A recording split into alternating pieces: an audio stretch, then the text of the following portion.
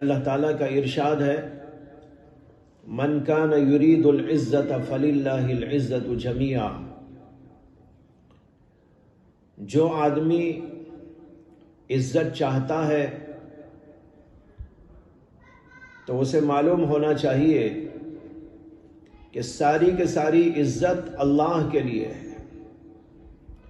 الیہ یصعد الکلم الطیب، اللہ ہی کی طرف چڑھتے ہیں پاکیزہ کلمات، والعمل الصالح یرفعہ، اور نیک عمل اس کو بلند کرتا ہے۔ اس آیت میں اس بات کا ذکر ہے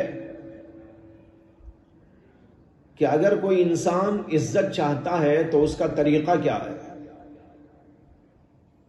دنیا کے لوگ دنیا کے مال متاع میں، حکومت اور طاقت میں، عہدے اور منصبوں میں اپنی عزت سمجھتے ہیں، اور پہلے بھی بہت سارے لوگ ایسے ہی سمجھا کرتے تھے۔ اس آیت کریمہ میں ان لوگوں کی اصلاح کی گئی ہے اور ان کو حقیقت سے روشناس کرایا گیا ہے، اور بتایا کہ اگر عزت چاہتے ہو تو معلوم ہونا چاہیے کہ ساری عزت تو اللہ کے پاس میں ہے، ساری عزت کے خزانے اللہ کے پاس میں ہیں، اور سب سے بڑے عزت والے تو اللہ ہیں۔ اس لیے اگر کوئی عزت چاہتا ہے تو اسے اللہ کے دربار میں آنا چاہیے اور اللہ کے قانون کے مطابق اس کو عزت حاصل کرنا چاہیے۔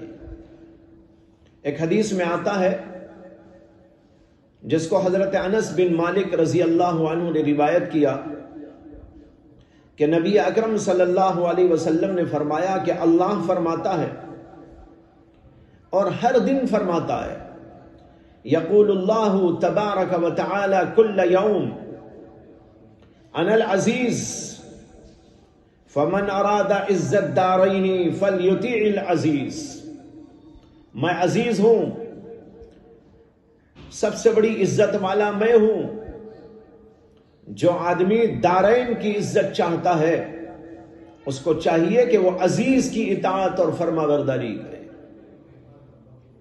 ہم کہتے ہیں کہ اگر مال چاہتے ہو مال والے کے پاس میں جاؤ، سونا چاہتے ہو سونے والے کے پاس میں جاؤ، کپڑا چاہتے ہو کپڑے والے کے پاس میں جاؤ، مکان چاہتے ہو مکان والے کے پاس میں جاؤ۔ اسی طرح اللہ کہتے ہیں اگر تم عزت چاہتے ہو تو عزت والے کے پاس میں آؤ، اور عزت والا تو اللہ ہے۔